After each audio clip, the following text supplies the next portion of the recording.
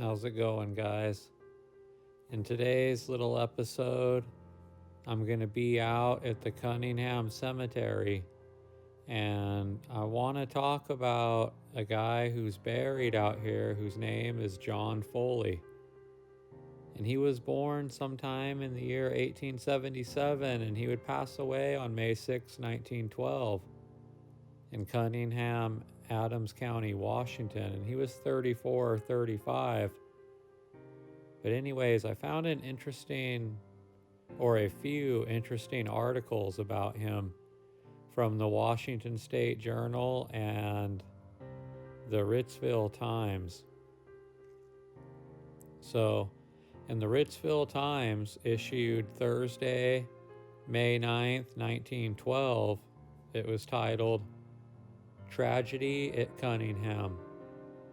Cunningham was stirred about 9:30 Monday night with the report that John W. Foley of that place had killed his wife and later taken his own life. The double tragedy was witnessed by no one and was the culmination of several months of domestic trouble.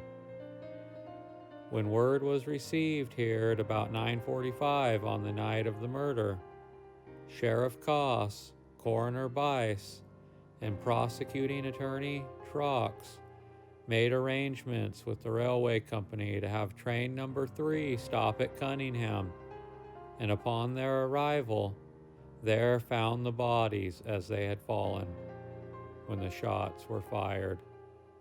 Mrs. Daisy E. Foley, the murdered woman, was 34 years of age, while her husband, John Foley, was 36 years old. It appears that some domestic trouble had arisen between the couple, that they had not been living together. Mrs. Foley had been conducting the hotel at Cunningham, and her husband had been living in Spokane.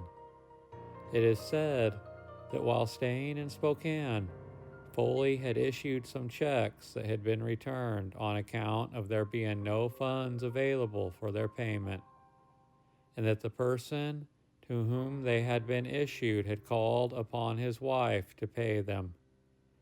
This she refused to do, and it is said that action was being contemplated against Foley at the time of his suicide. After the officers had made an examination of the bodies and decided it was a plain case of murder and suicide, and that a coroner's inquest would not be necessary, the bodies were removed and prepared for burial.